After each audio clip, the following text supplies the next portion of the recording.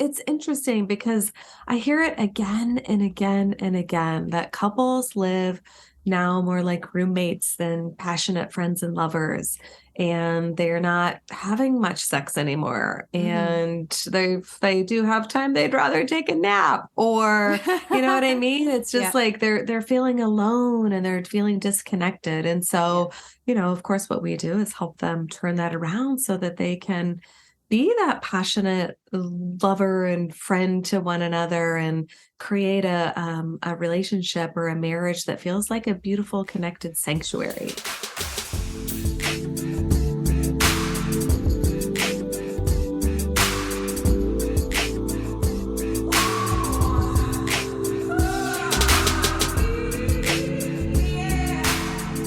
Hello, welcome to season 4 of the Tool for This Shit podcast. I'm your host, Angie Sorensen.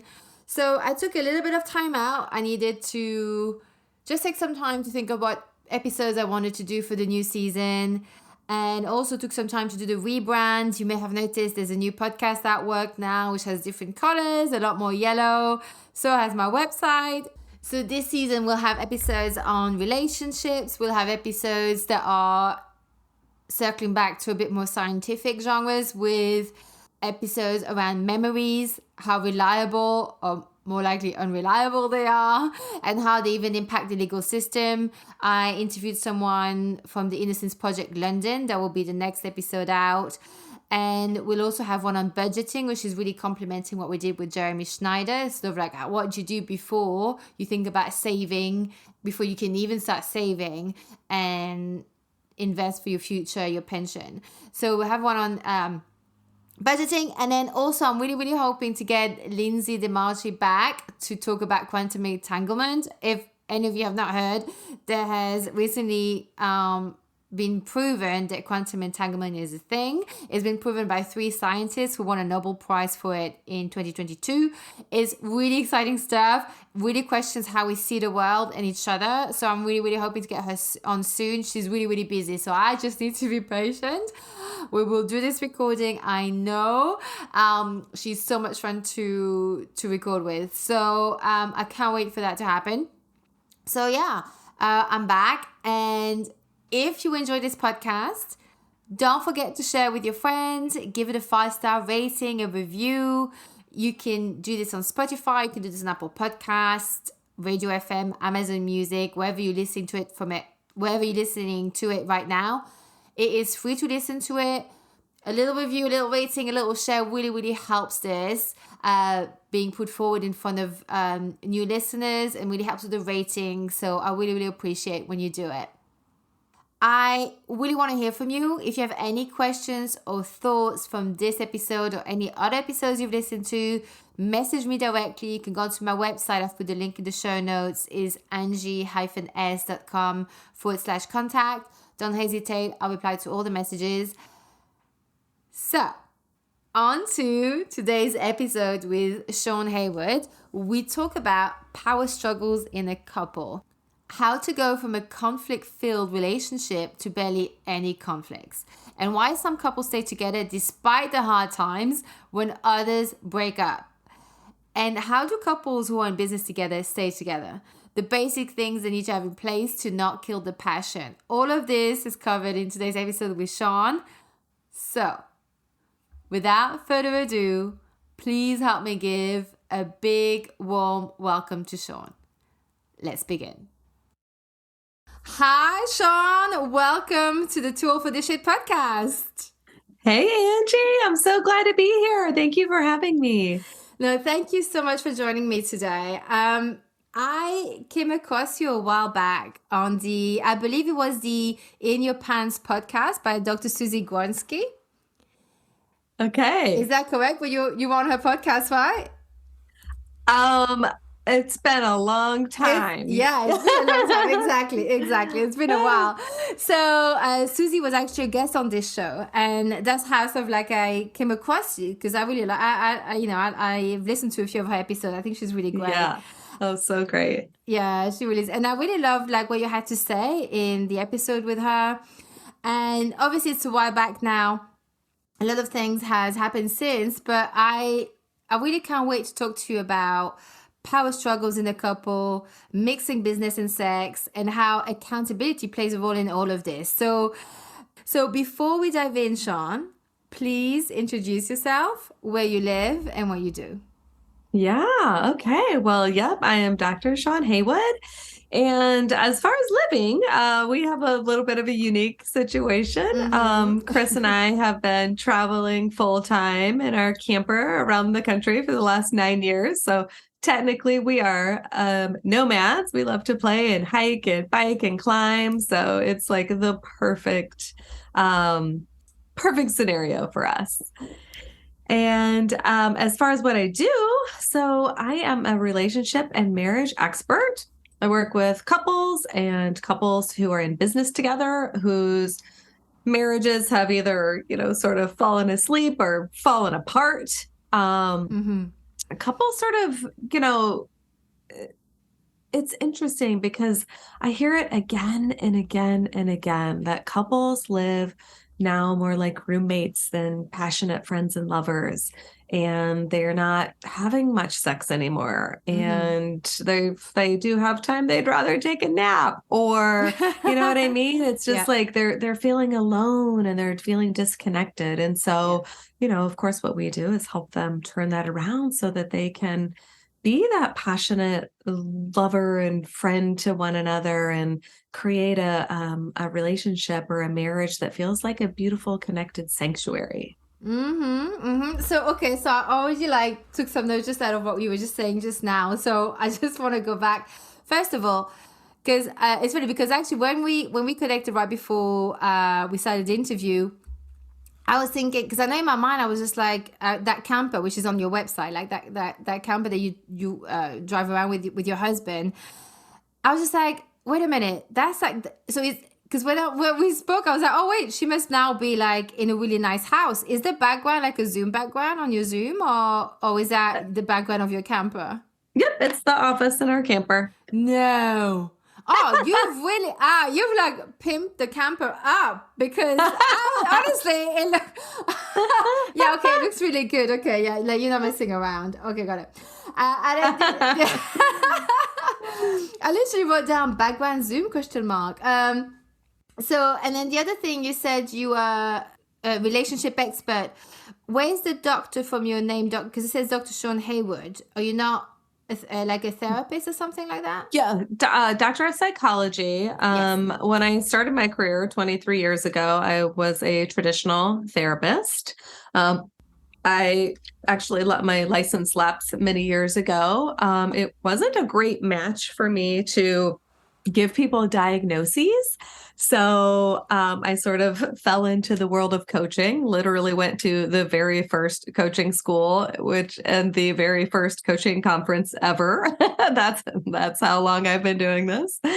And and that was a great fit for me. So, obviously it's great to have the education and the background, but coaching is really, I just love the forward movement of it and how rapidly people can change. Actually, it's funny because hearing you say that, I was just thinking of like this word, boxing, because I guess like you mentioned about like diagnosing people. I wonder if maybe you felt that because it feels like you're putting people into a box, whether when you're coaching, you're actually unboxing people. Exactly. Right? It's like, it's sort of like, because it's so much more interactive and forward thinking, right? Not so much backward thinking. Truly, truly. And, people get unstuck and let go of depression and anxiety and, other negativity so efficiently in the world of coaching. Yeah. Well, actually, it's funny you said that because I do feel that, what's her name now? Kathy Heller says on her podcast, "Don't Keep Your Day Job." Or now I think it's called now it's just called Kathy Heller Show. But one of like her thing on there is that she always says in her intro, like, that the opposite of depression is not joy, is purpose. And I think it's just a lot of time, like you said, like, getting out of depression and stuff, because it's like that's a big topic on this podcast as well. It's like is mental health, and it's, I find as well, like the minute you can get out of yourself and feel a sense of what you bring to the outside world, it shifts me into like this, I mean, sometimes it's not enough, like it depends what's going on, but like this sense of you doing something that's helpful for others or even for one person, it has such a Mm, big effect on your mental health. yeah, truly. You hit the nail on the head on that one. Hmm. So before we go into the whole power struggle and then business and sex, what got you into this field of work, like, couples therapy and therapy? Hmm. What has been your pull into this? Yeah, such a great question. So, I can actually remember as a little girl in junior high when people would ask me what I wanted to do. I would always tell them I see myself talking to people and helping people, right? Like I didn't really know exactly what it was, but I just had a heart for service, for helping. And when I first started my business in 1999, I worked with young athletes in a sports psychology capacity, and they were gymnasts, swimmers, divers, figure skaters. So really high achieving and very high on the perfectionism scale. And then that sort of morphed over time. And now I work with the adult version of that little girl. So, and then their counterpart. So the dynamic of couple that we work with is really pretty specific. And we playfully, lovingly call them the tornado and the inchworm, the woman high achieving, like, big personality, go getter. We call her the tornado. And her counterpart is just this really kind, super steady Eddie kind of guy, do anything for anyone. And we call him the inchworm. So it really just evolved over time. And then, as you might imagine, many, many years ago when Chris and I started to struggle in our marriage, we just had such a hard time finding people to support us that weren't interested in throwing one of us under the bus, like making it Yeah, one yeah. person's fault.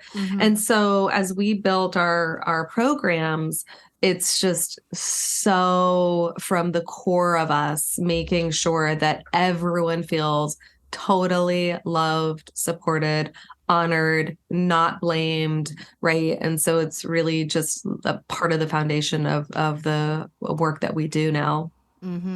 Yeah, because it's interesting that you said that, because I don't know how you can ever get to any resolution in any conflict, whether it's at personal, work, romantic, you name it, family. If you start to blame the other person, because they're straight on the back foot and you just can't really move forward from it. It's like this block. Like, so I want to actually go into this now, because I find like in any and and when I read different books around, I say read different books. Some I read, some are audiobooks, okay?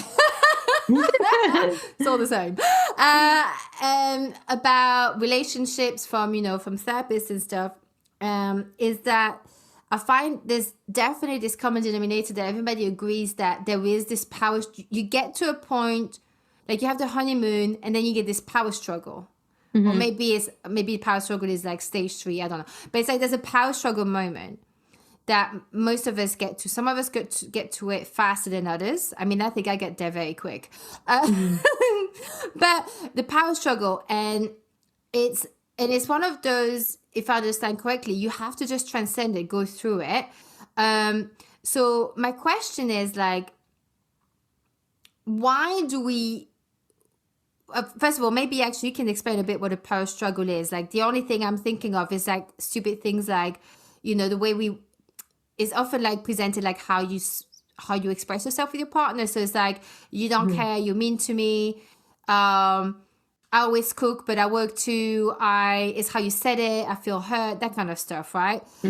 And it's very much like who's the villain, who's the saint. I think that's something that you've said, like who's the villain, who's the saint, who's more worthy, and so on, right? And it's like this power struggle, right? Who's going to be the better one out of the two, who's going to win, and then nobody wins. Right.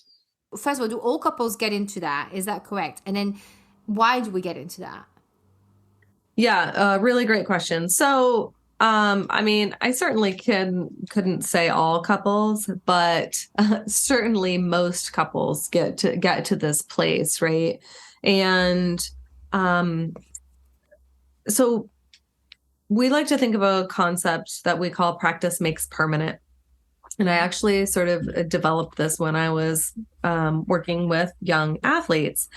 And the sort of adage that you really hear is practice makes perfect, but we really understand that practice makes permanent, right? And so whatever we see growing up, and we call, when you talk about power struggle, we call those emotional weapons, and there's 7 key emotional weapons, and they each have sort of sub weapons underneath, like anger, and then there's resentment and frustration underneath. And so when you learn emotional weapons, right, depending on who you're more temperamented, like your mom or your dad or whoever raised you, you generally adopt the emotional weapons and learn your power struggle skills from that particular parent. And then we tend to pair up with the opposite temperament. And so they have the opposing set of emotional weapons. And so when it gets to a point, right, where it's like, yes, the honeymoon phase is starting to fade, which really is like we're moving from the falling in love neurotransmitter party to the bonding neurotransmitter party, moving into oxytocin, the literal of physiological rose-colored glasses come off, and we start to see different things. And then we can only see our partner through the lens of what we've experienced. So if I felt abandoned or was abandoned, then I'm going to perceive those actions in my partner. Oh, you came home late. Well, I guess you don't care about me, right? And so it's always some version of a projection of our past, as well as an emotional weapon being unleashed onto our partner, who then in turn always picks up their emotional weapon and lands it back to us. So if we're to put this like in practical terms, right? So would it be, for example, because you actually you're actually talking about once those rose-colored glass comes off, and we see people through our wounds, right? Like the way we Correct. see them, like that's why I think that's where you can call, like, for example, you get triggered, and the difference between the trigger and someone who's actually really done something bad is that you are having this emotional reaction, and the other person's got no idea what the fuck you're talking about, right? Right. Exactly. That's usually a good sign of a trigger. I use that technique when if I see someone who's upset with me or they say something at me and I'm like, what the fuck are they talking about?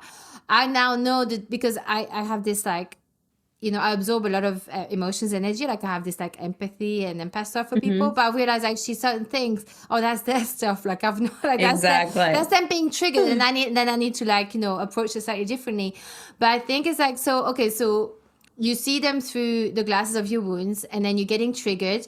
They have no idea what you're talking about. I mean, you have a PowerPoint slide of all the things they've done to make you upset to this point, right? But none of it is getting in. Like you just cannot get through to them, and so the reason why I bring this up is because you talked about the emotional weapon, right? That weapon that you use. If, for example, growing up, the only way you got attention, which is then translated as love, right? I'm just doing like a hypothetical here, right? But this is kind of like a classic, right? Very cliche here, but was through like, all of a sudden throwing a tantrum, throwing a fist, running away from home. All of a sudden people are like, what the fuck is she? Like, oh, is he? That is something. And then all of a sudden, oh, everything's fine. People are so happy to see you, that you're back home, whatever, that sort of thing that you sort of used to, wait, when I do this, people are really relieved to see me. I feel loved. They care about me. So when you become an adult and you're getting triggered, you are throwing a tantrum, basically, right? You're making a big scene out of nothing. And then maybe at the beginning it works because your partner is going to be like, whoa, no, I didn't mean to be so upset. I'm sorry, right? Is that what you're talking about? Yeah, for sure. And those people don't really know it consciously at first, unless they're really, digging deep and trying to learn about this stuff. But what they're really looking for with emotional weapons, whether it's shutting down or literally throwing a tantrum or blaming, they're looking for compliance. Yeah. Oh my God. That's a loaded word right there. Yes, that's so true. Yeah. Yes. Yes. Yeah. Yeah. It's manipulative. Yeah. Unconsciously, but it becomes very manipulative. Yeah, of course. Yeah. And rarely, I mean, gosh, I can't even think of a time in 15 years that I thought someone was really using their emotional weapons to intentionally be cruel, right? It's like, oh, this is how I've learned to get my needs met or my wants met or what I think my needs are, which, often aren't really actual needs. They're just things that people think they need. But yeah, they're seeking compliance, getting their way in some way. I find it fascinating when people, couples will tell me all the time, I just want them to understand me. Well, what's so interesting about understanding is that when you're talking someone into submission, you're not seeking to be understood. You're seeking um, to be complied with, right? And so it's like we teach people that you strive for acceptance of your partner, not understanding, because we can never really understand another human because we didn't grow up as them. It's just not, we can have moments that we understand. We can have similar experiences that we think we understand, but understanding in and of itself isn't really a real thing. We just have resignation sometimes. Like we nod our head and go, yeah, that makes sense to me. But striving for acceptance is far more powerful. Well, actually, it's funny because actually, I think, I think in some occasions it may be even something else. Like, the way I see it is slightly different. Like, I feel like sometimes some people, when they get triggered, Mm-hmm. they try to soothe themselves by controlling their environment. Oh, yeah. So, right. So, for instance, like in a couple, that's where, for example, jealousy is a pure example, right? A really unhealthy jealousy. Like that person, they would want to lock you up in a cupboard Right. just to control you because they can't deal with that emotion that comes up in them, right? So it's to Right. soothe themselves like a baby who Yeah. can't find soothing, right? Mm-hmm. So, I mean, it's interesting because that's why it can be so scary in relationships because those emotions are so primitive that come up. Those triggers are really, really primitive and it feels physically painful sometimes. Yes. Because I'm assuming when people get to come to you, a lot of damage may have already taken place, right? Yes. So how, like, if that behavior because we know when we're being manipulated, right? I mean, at the beginning we don't because we're all crazy about the person and we hope for the best and we only see the good and but at some point, like, the jig is up and you're like, wait, I feel really manipulated here. Like, what's going on? So how do you undo that? Can you undo all that hurt and all that scarring? Oh my gosh, of course. Yeah. I mean, the short answer is a definite yes. I mean, it took Chris and I just sort of navigating on our own to, putting bits and pieces together, about 3 years to become a conflict-free, fight-free couple. And in the last 5 years, maybe had like a small conflict a year. It just doesn't, once you learn how to lay down your emotional weapons, you outgrow the need. So you trade your emotional weapons for other skills, right? Like practice makes permanent. You practice emotional weapons, you practice something else to replace those with. And then ultimately you learn to outgrow the need for that sort of drama, that conflict, like you were talking about a little bit ago, the throwing a tantrum to get attention or to get your needs met, right? Like so many adults are just grown-up children that didn't learn how, and that's not a judgment, it's just they didn't ever learn how to resolve, heal, let go of so much negativity in their past, so they bring it to their marriage. Like, what else would they do? That's just sort of what makes sense. But absolutely, people can learn how to lay down their emotional weapons and trade them out for skills that are truly loving, that does allow you to create, a passionate, loving sanctuary. So how, when emotions are high, which usually, Mm-hmm. because the stakes are, they always feels higher when you are invested in someone, right? Sure. And it's an intimate relationship. And so let's say something happens, you get triggered, emotions run really high, and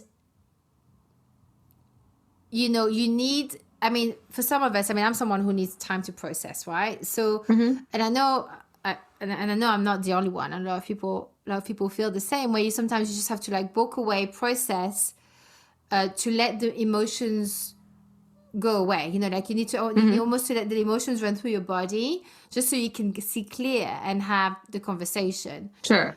So, but the thing is, like in the meantime, obviously Yep. you probably pair yourself up with someone who like to talks it out straight away, right? And then they feel ignored, you feel pressured. I mean, it's a whole mess.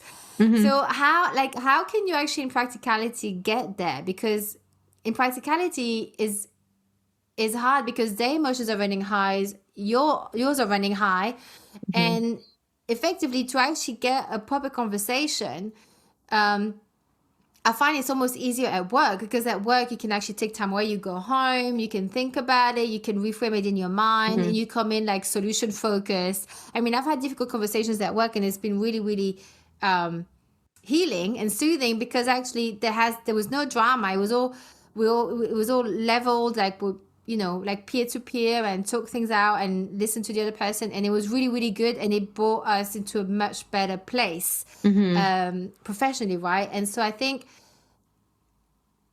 that's something that's not as easy to do when you are Mm-hmm. with, I mean, I don't know, Yeah. how what do you say, what do you think? Yeah. It is a really great point, Angie. So as you can imagine, the process that we take our clients through is really specific. It's built body, mind, spirit, as well as neurology. So the skills that people learn build upon one another. So how I would answer that is, one, what exactly what you said about it's so hard, right? It feels so hard in a coupleship. Mm-hmm. We start by helping them begin to redefine difficult, because like if you think about whatever the mind marks as difficult and hard, it sends you into overwhelm really quickly. It's like, oh, that's so hard. And then so there's stress, there's anxiety, and then there's overwhelm. Overwhelm is paralyzation. And so the harder we think something is, the quicker the mind pushes us into this overwhelm space, which is, a really not great place for couples to get. So we start to help them redefine what's difficult. It's like, okay, if somebody asked me to climb Mount Everest, that would be very difficult for me, very hard. I am not probably going to climb Mount Everest in my lifetime. But emotional, like the triggers, the conflict, the stuff, it's emotional. And when things feel emotionally difficult, they get marked in the same way by the brain as physical difficulty. So we like to start to have them redefine that as, okay, it's emotional. It's not the end of the world. It's emotional. It feels, a certain specific way. And so it instantly starts to allow the brain, literally your neurotransmitters, to start to rewire and fire differently. It's like, okay, it doesn't have to be hard, but it does feel like a lot of emotion. And then what you said about walking away, depending on the couple, right, and their level of volatility, sometimes they can just sit down and shut up together for 5 minutes and breathe. Oh, Sometimes that would they be good. Yeah, Yeah, that sounds it's actually really good. That sounds amazing because at least this person yeah, is not pushing you, asking you tons of questions. You get a exactly. chance to listen to your own thoughts. Exactly. So what we really just need is a pattern interruption because the brain and body strive to do everything exactly the same as they've seen it since they were little and as they've done it since they were an adult.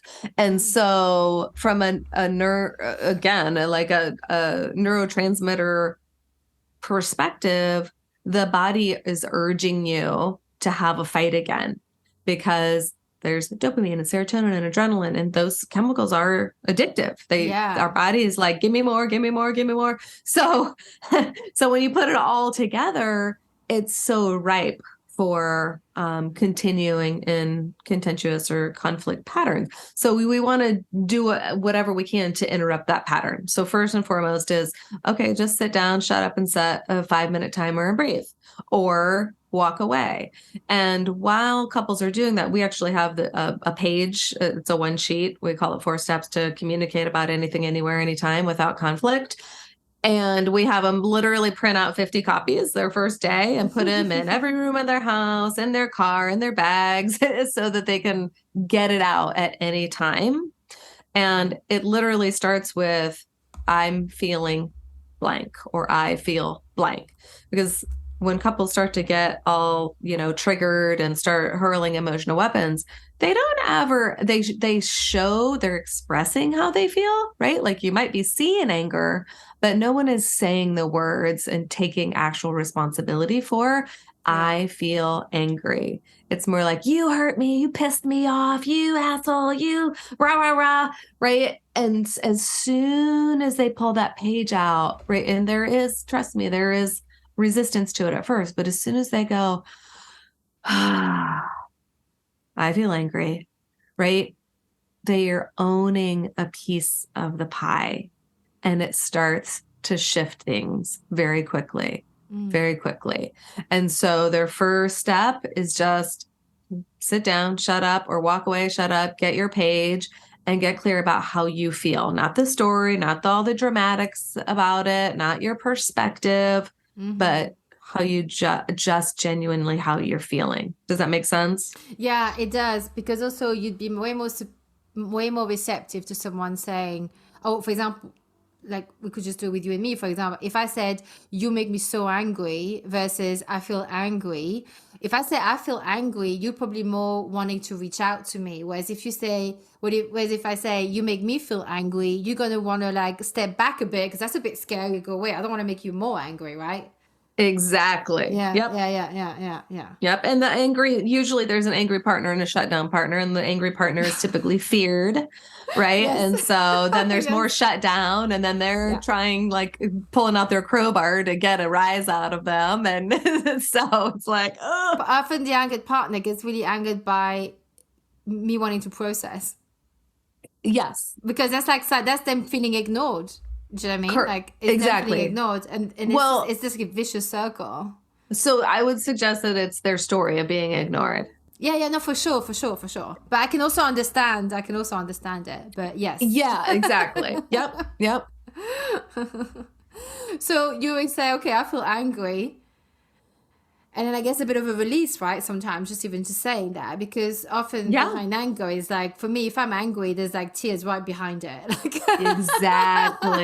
Exactly. You got it. Behind anger is something far more vulnerable. You got it. Yeah. Anger is the shield. Yeah. Yeah. But that must be really hard for men, right? Because I think sometimes maybe I'm generalizing it here. But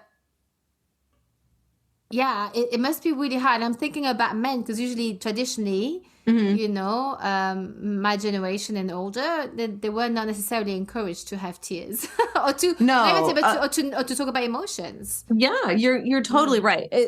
It's so fascinating, though, Angie. So one, we just give people a cheat sheet, literally. Many years ago, I saw this like feeling wheel, emotion wheel. There's like 100 of them out there. And we just sort of adopted one, and we have people print it out so they have a cheat sheet.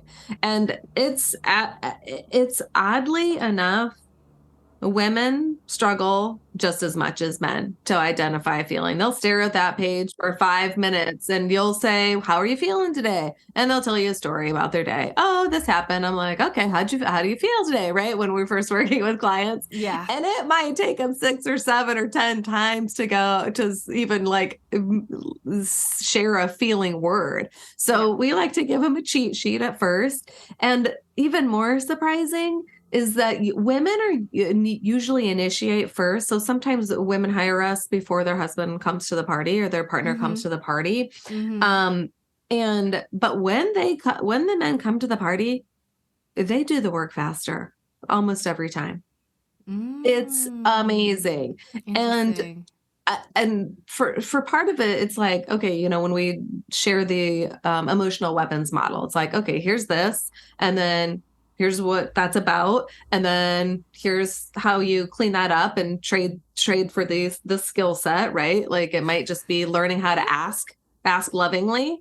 Men go, cool story. That makes sense. Yeah. And I can see it because they just want to fix. They want the solution. Exactly. Which usually pisses us off when they're like, when we're just trying to share something. But it makes total sense. They're like, all right, okay, so how do I do this? They just want the instructions. Exactly. You print them out a page and they're like, I get a freaking cheat sheet? This is amazing. Yeah. And I can understand it because no one ever given them instructions on how to deal with women, and all of a sudden you're like, this how to deal with conflict. They're like, yes.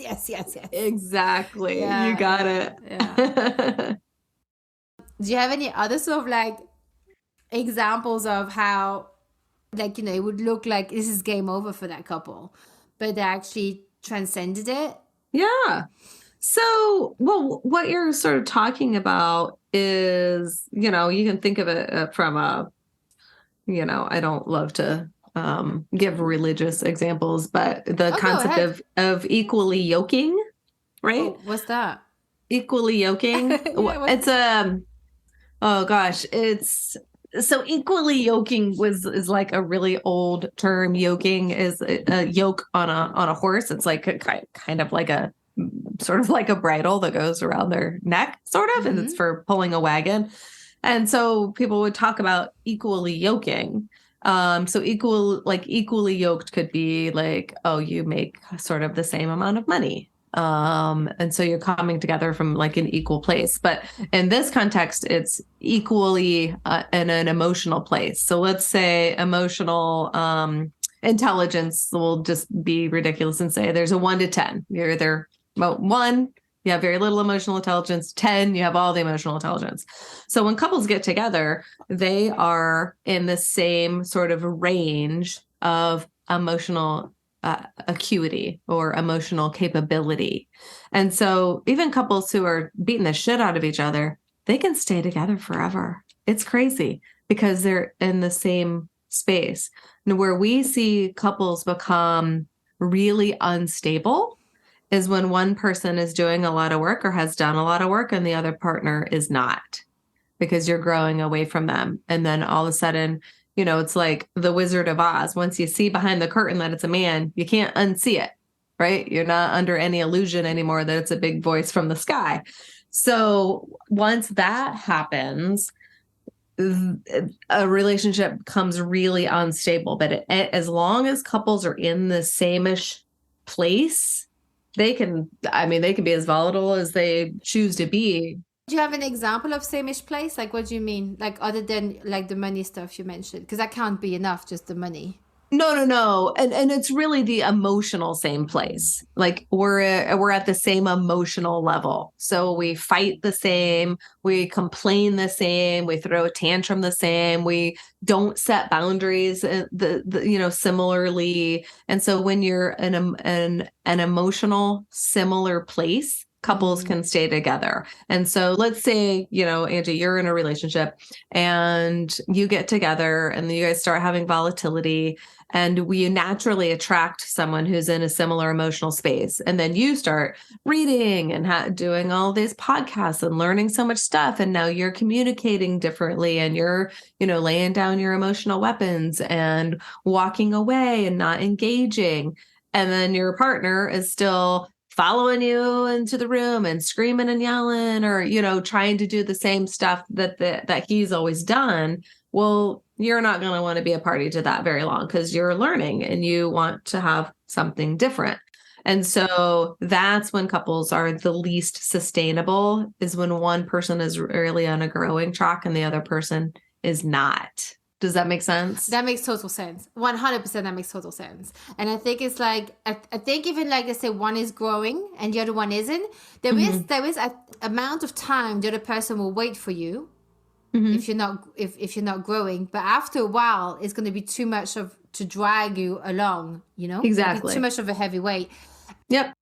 Because I think it's normal. Usually there's always a bit of a inequality sometimes in like who's growing and then who isn't, and then you sort of go at different pace. But as long as the other one catches up with you, or vice versa, you're there. But that makes a lot of sense. It makes tons of sense, because even before, like when I was researching, I was like, oh, let me look at some topics and stuff to ask you. And I was going into this Facebook group there. I hadn't been in I want to say, oh my God, almost 2 years. And I used to go there for, it's about relationship advice and dating advice, that kind of stuff. And turns out it's actually very unhealthy advice. Like it's terrible.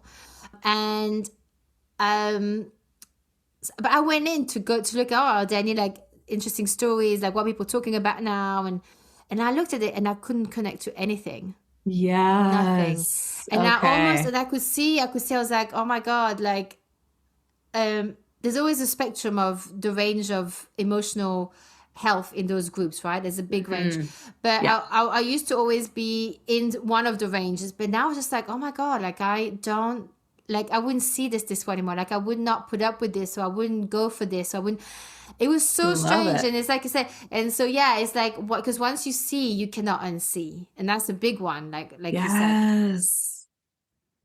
And I think it makes sense. I think if you are, and I think it's having the grace, right? It is having the grace with someone to allow them to give them time to grow, to grow with you, but also to have the grace to like be in it together. Because I think someone told me, are you growing together, or are you actually going, like you're actually dealing with this on your own and figuring it out, but you're not actually in the egg yolk. Like you're not in the egg yolk together. You sort of like outside of the egg, and no one's in the egg yolk together to like make it work. And you just like, are you in this together? Are you growing? I don't know how to explain this, but you know what I mean? Like, because sometimes you have to be able to lean into it. And that's like the vulnerability and the trust comes in, right? And I think once you have that, that's why I think relationship, there's so much growth, right? Like you grow so much in them. And that's why it hurts, because growing pains. But, for sure.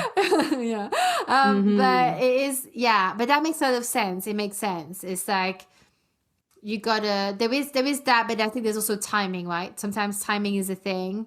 And if the other person doesn't have, or you don't have the resistance to stay in it, because it takes a lot to grow, right? And to grow together. It's not easy. Right. No, it's work for sure, and commitment, and a very different kind of commitment, right? Like, when you said something about vulnerability a moment ago, and it's like, that's the vulnerable work, when you decide to grow and heal and, heal your own shit so that you can navigate differently and communicate differently and show up differently. Like it's work for sure. And sometimes it feels so vulnerable that you don't even want to do it. It's like my heart is splayed open and, like someone could just tear it out and run off with it. But, that trust, building that trust and emotional safety that you were just referring to, like that's how you do it, by growing together and learning to be increasingly vulnerable. Yeah. I love it. It's true. So I want to sort of segue into like just briefly, because obviously I'm looking at the time as well, and I don't want to sort of like abuse your time, but you also advise couples who are in business together, right? So yes, I can see how that could be an amazing plus if you're a good match for that. But I was wondering, like, isn't having a business with your partner a passion killer? Oh my gosh. I mean, Because you see them all No. the time and you add all that stuff. I don't know. Well, I mean, I guess it depends on how a couple would have their relationship set up, right? So Mm. being in business together is certainly merely a reflection of a relationship, right? And it's going to amplify the what's going on at home. So if home life is awesome, then business relationship will be awesome. If it's, has a ton of conflict and pet peeves and irritation and frustration, then that's going to be amplified as well. I mean, gosh, some of the first things we do with couples who are in business together is help them define roles and responsibilities. Like they're so often not doing the basic things at home or at business, right? And what we see more of the time is that the woman is like the cruise director of everything, and and she just constantly feels like she's wiping his butt and putting his diaper on, and it's like, well, and so that is a passion killer, because she's like mom at home, mom at work, and he's like acting like a boneheaded kid who can't remember to bring his lunch money. So yeah, but either whether you're in business or not in that environment,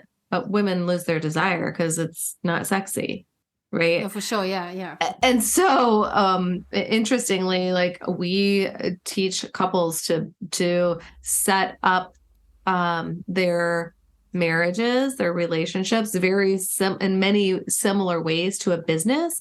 It's like you're going to be financially profitable or emotionally profitable, or you're not. Right? Like you're not like, maybe we're profitable, right? You look at the numbers, you are, you aren't. At home, it's very similar. You're either emotionally profitable together or you're not. There's no in between. And so, yeah, so setting up systems, and, like my husband, it's so damn cute. He just like marches in the other evening and was like, I made a new SOP, and it was just so damn adorable. And it's like, okay, when you have reoccurring problems in a business or reoccurring problems at home, reoccurring fights, it's like, you need a system. So think about, this is a really like, common one where couples and families fight at dinner time. Right? It's like, what do you want? I don't know. You want to get takeout? I don't know. I cooked last night. I don't want to cook. Right? And they just go back and forth until everybody's hangry and pissed off. And now it's like, well, fuck it. I don't want to eat anyway now. Right? Or you just like throw pizza down the hatch because that was the fastest. And so couples can set up systems for any reoccurring problem. Okay. Now, like Mondays are always taco night. We have the same damn tacos. Maybe we change the meat, but it's always taco night. So they know what to depend on. Friday is, take out at their favorite Thai food place or whatever. So when you start to add systems, just like you would in a business, then all of a sudden people aren't trying to remember every little thing, right? Like, I mean, we don't even go to the grocery without a list most of the time, unless we forget it and then we're irritated. But couples get together or try to do a business together or both, and they're like, hey, let's just throw everything into a pot and stir it up, hope it tastes good. It's like, no. It has to be like there needs to be some strategy around how to be happy together, or how to do business together, how to run a home together, how to, we teach couples to create a defining value.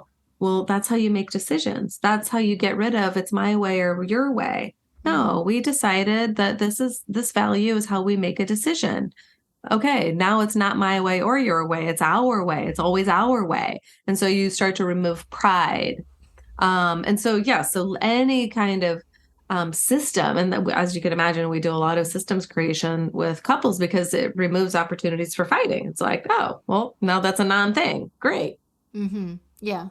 Yeah, I think it's, systems is like super important in business. So like it makes a lot of sense that would, it'd be crazy but I can see what people would do. It'd be crazy to go into business with anyone without setting these boundaries and who does what, what's the role, where's your strength and where do you have to, pull up your sleeves and do and get to work, right? And I think, but I can see how it would be easily overlooked when it's your partner, because you feel like, oh, you Yes. don't want to be the, boss telling them what to do, bossing them around or whatever. But then you end up doing that anyway, because things needs to get, if you don't have a system, you're Exactly. just going to get into conflict.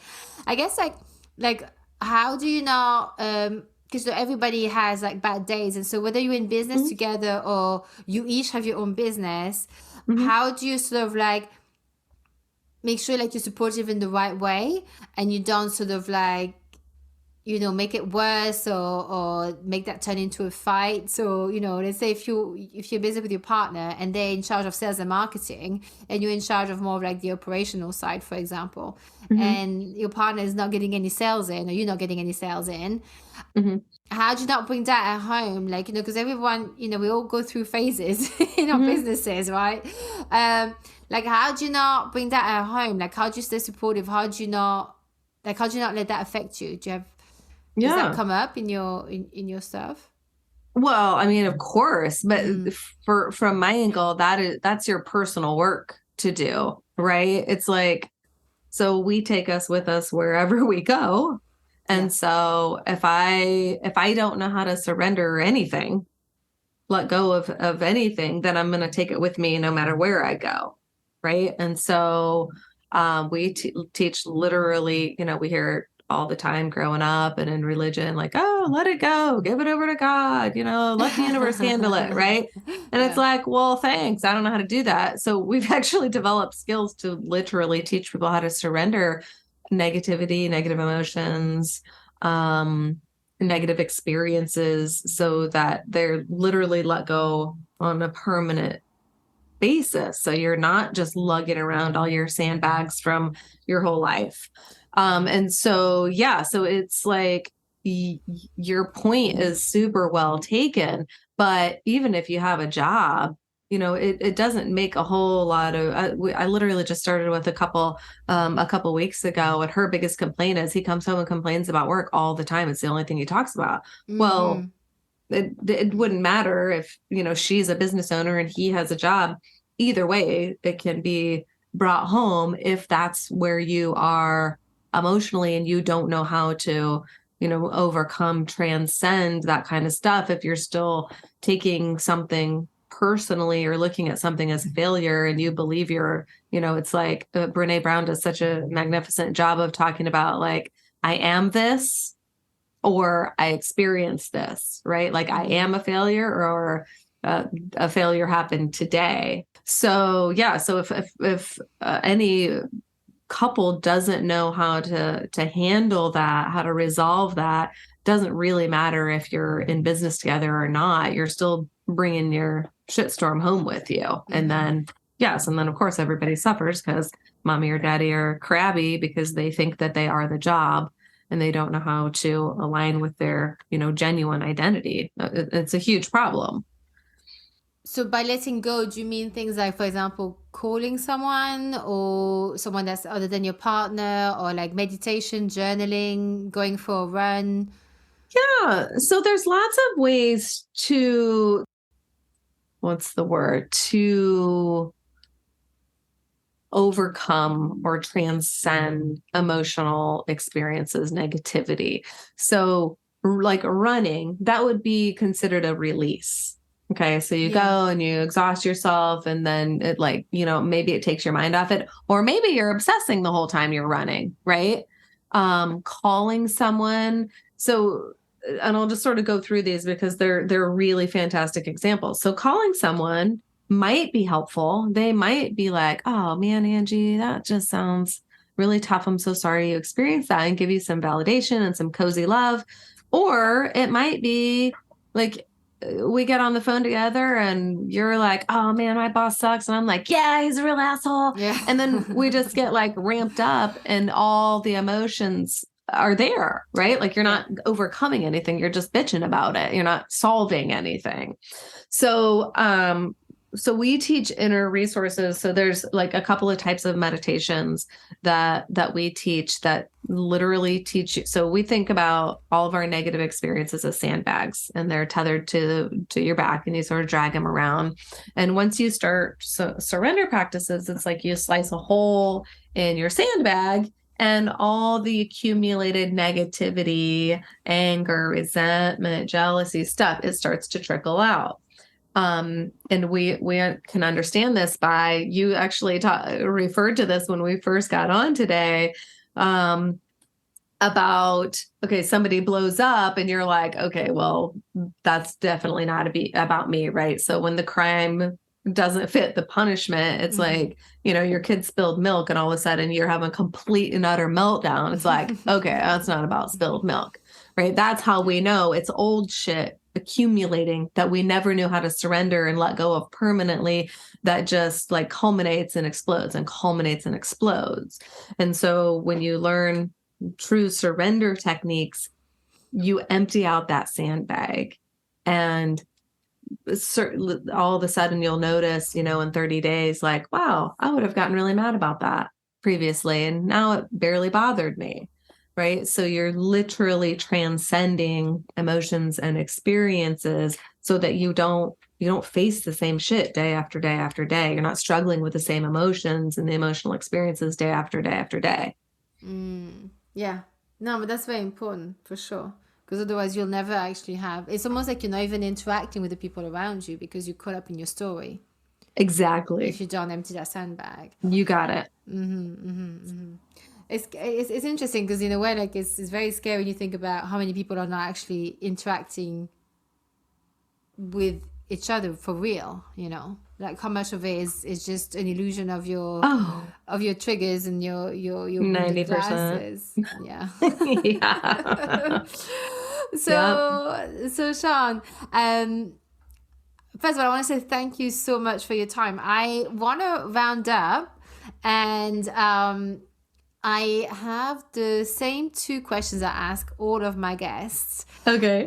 Which I call them the finishing thoughts. And the first one is, what do you wish you'd realized at 18, but really, really understood at a cellular level, not just cognitively? Ooh, girl. Just one? It could be 100. It doesn't matter. Yeah. 1 or 5 or 10 or 100. Yeah, go ahead. The first thing that came to mind is, so I grew up in an environment that had a lot of anger, and also some aggression. And I got to adulthood, and for most of my life, I'm 50. And so until maybe like 10 years ago or a little more, I was just like, oh, that's just who I am. I'm just an angry person. If I could go back to my 18-year-old self, I would teach her how to surrender the anger so that she could have been joyful much sooner in her life, and also not lash out her anger on, anyone from a driver to her husband. Yes. Yeah. Any other ones you'd wish you'd realized? It would have been nice to know that I could have a fight-free marriage also, that like conflict didn't have to be, when you hear all the like pick your battles and fight fair. And at some point we were like, okay, this is my partner. Why the hell would I want to learn how to fight fair or battle in any way? And so, yes, I would have loved to know that we didn't have to fight, or that I didn't have to fight my way to get my needs met, that they could just be met lovingly. How long have you guys been married for now? We've been together for about 13 years. Yeah, nice. But it's funny because before I get to the second question, in a way, like, I understand like what you said, but at the same time, if you hadn't gone through this, it would have been way harder to have any proper empathy with your client, understanding exactly what they're going through, because you can't just read a book and teach it. And some things you just have to experience to go, yep, I get it. Oh, it's so Yep. true. And I mean, I truly don't have any regrets. I am thankful for every wound, every hurt, because it is Yeah. what makes me really fucking good at my job. Yeah, that's Even it. to the tune of like, I married my high school sweetheart and we got divorced. And after that, I had a ton of guilt and divorce guilt and shame. And I dated this man who was just awful. And even that, I mean, like he literally told me, he's like, girl, you're about 5 pounds from being dumped. Like he was awful. And Oof. even that, I was like, wow, I wouldn't understand abusive relationships if I hadn't had that like crappy boyfriend in the middle before Chris came Yeah. along.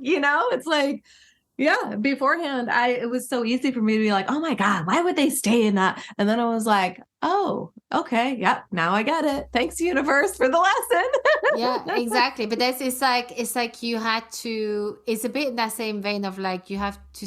Once you see, you cannot unsee, right? You did not see at the time. You Exactly. could not see it. You did not know. You couldn't understand, decipher those feelings. Um, and it's that thing. It's like you almost don't recognize yourself. Yeah. Oh, girl, so true. Yeah, and yeah, exactly. And it's like that thing with the Facebook group I was saying. It's like I just could not even recognize I would ever wanted to feel the need to Yes. even go there. But it is what it is, and it's like, and that's the beauty, isn't it? It's like we grow, and it makes me also think that what also means that anyone in my past and that they would grow, they would hopefully have grown too, right? So Hmm. it's just a journey. And so the second question is, what stuff do you not put up with anymore? Is that in like life in general or As my if like you're too marriage old for or? that, as if like you're too old for that shit. Like whatever it Oh, is, it okay. doesn't matter. It doesn't matter what it is. Like Yeah. whatever comes up for you. Okay. Yeah. Yeah. Yeah. Well, in my marriage, there just isn't anything that I feel I put up with. So I was like, woo. Um, but in life, I would say the biggest thing is meanness. I just can't tolerate meanness. That's an easy place for me to set a boundary or call it out or walk away. Yeah, I'm not interested in meanness in my sphere. Yeah, do you know what's funny? I'm not surprised because in your emails, there's always there's like this sense of this. There's this very. I mean, eh, I mean, I may be wrong. I don't know, but there was always this kind of like pure joy that came through. Hmm. Like, I don't want to say like innocent because obviously we're grown women, but it's like Yeah, there was yeah, that no, thing, I get it. that yeah, there's like a purity, like I don't want to say childish because I mean because I have that. Like I feel like Yeah. sometimes people, and I know it's like that genuine like excitement for things. Oh, girl, So your I can see. intuition is on point. Okay, yeah, but if it's through Yeah. your email, if it's through your email, so Oh, yeah, I so love I'm not that. surprised that you would not want to put with meanness, and Yeah. it's funny because that's something I learned in relationships. A therapist told me this. Someone who's like a dating. She was actually a guest on the show. Catherine Bajanayan, and it was like how I had adopted a bad behavior from that Facebook group that I was mentioning actually. Huh. I thought it was like completely fine, completely right. It was the right thing for him and I, and he got very, very, very upset about it. And I did not know it was that. I mean, I knew it was hard to do, but I thought, but it was working. And then he picked up on it, and he basically, and when I saw his reaction when I basically said, no, yeah, that is what I'm doing. And and when I saw his reaction, I knew there and there I was a piece of shit in that moment. Like, or there what, not me, a piece of shit, but what I had done was like very, very shitty. And I Yeah. felt like awful. And what she was saying to me, so to go to like what you put up with, what you don't put up with, she said, because I was like, he had quite a strong reaction and he wouldn't let it go. And we had like for days and days and days, we had to talk about it. And she said to me, she said, it's actually a good sign that he's reacting strongly about this because that means there's something that he wouldn't even consider doing. Like it's so out of his reality that he's actually a Mm. bit shocked about it. And that's a good sign, because you know that what you did wasn't right. So he shouldn't be that okay with it. And I was like, oh, okay. Yeah, that's right. That makes Yeah, sense. I That makes love sense. that. That makes sense. We did get past it. Also because I was very remorseful. So I Oh. think if I wasn't remorseful, or didn't know the errors of my ways, I don't think that would have gone down. But yeah, so it makes sense there, because you have that purity in you, that the meanness does not land with you anymore. Like Mm. that's over and done with. You kind of even, you're allergic to it. And Yes. that's healthy, and that's a good thing. That's very healthy. So before you tell us where we can find you and how can people connect with you, buy your books and all that kind of stuff, is there Hmm. anything that you'd like to share with us that maybe you didn't get a chance? Anything you want to say that I may have interrupted you, or?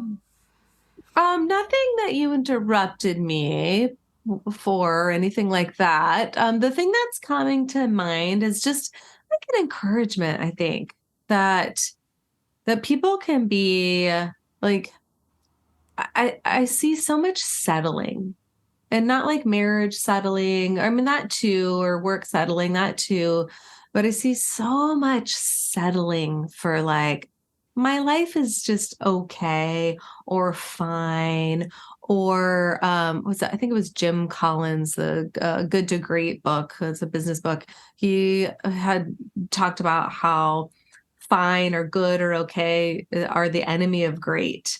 And I just thought that was such a powerful line, because people are just like, yeah, everything's fine. And I just would want people to know that everything can be fucking awesome every day. Like work, love, not that there's not hardships and pain that comes, but life can be amazing all the time. Like it doesn't have to be just fine or just okay. Yeah, I So, mean, yeah. And it's like, it's such a, and it's hard to hear if you're going through a rough time, right? sure. But it's true. There's like it's so, it goes by so quickly. I mean, it's safe to say that you and I are in the second half of our life, right? We're in the Hmm. second stage, right? I mean, unless I don't have any intention to live to 132, you know. I may. I mean, there's not going to be anybody to look after me, for goodness sake. Like, I cannot be here that long. So I'm definitely in the second stage. I'm 44. Safe to say I'm entering that second stage, and it's quick, it's fast. Yeah.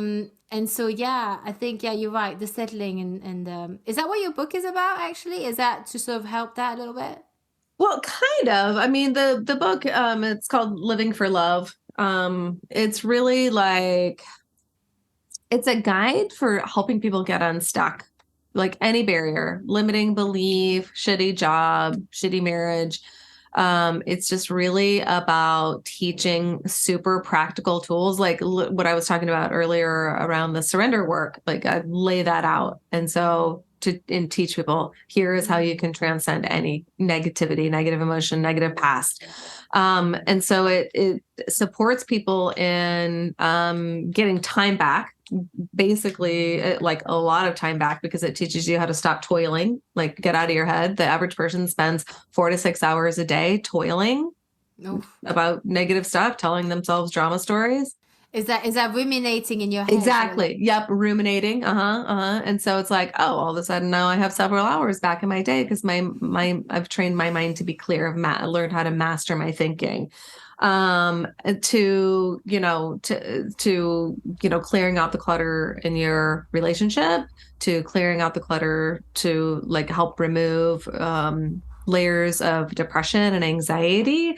So it's really a guide to learning how to literally live for love, live for loving yourself, live for loving, the universe, humanity, and just allowing love to come, like stand before you along with happiness and joy, instead of trying to like drudge it up or make someone love you or trying to get love from, somewhere else. Does that make sense? yeah, no, it really does. It really does. And I think you really got something there.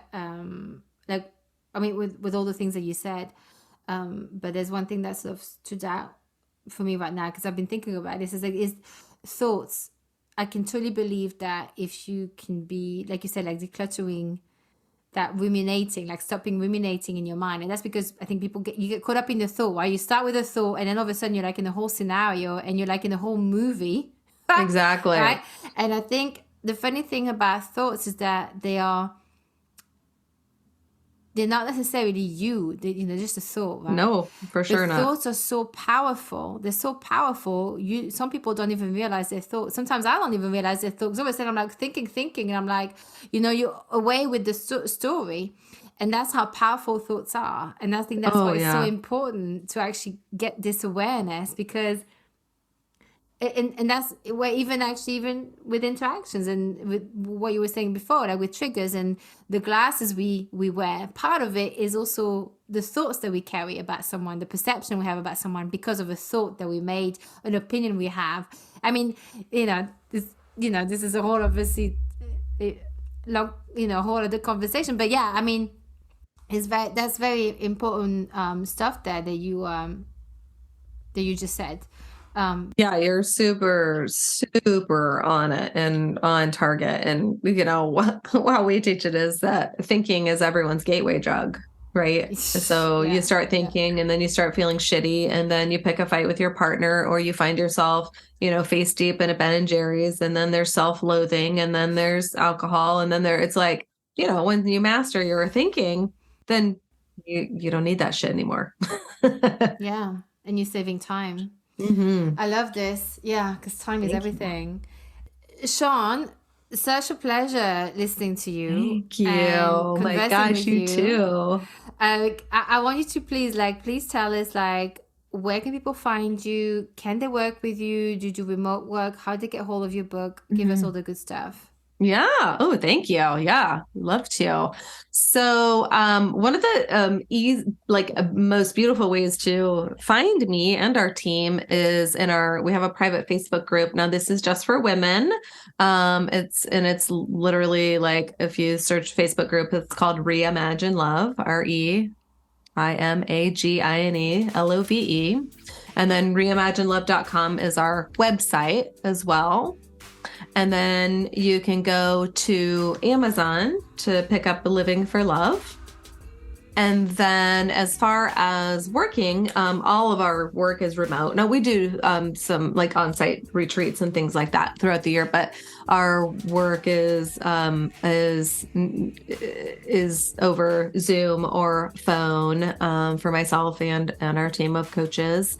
So people can, reach out through Facebook or reach out through our website, and we will be absolutely delighted to have a conversation about what it looks like to have the freaking life and relationship of your dreams.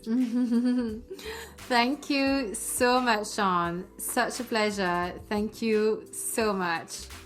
Oh, you're so welcome. Thank you, Angie. I really, really appreciate it. And that's our episode. I hope you enjoyed it. Please don't forget to rate, review, share it, subscribe it on iTunes, follow it on Spotify, or whichever platform you listen from. However you show love is how you can support this show. Drop me your questions or suggestions for future episodes via the website at angie-s.com, or come and find me on Instagram at Tool for Dish It Podcast. Take care, and until next time. Using health inappropriately.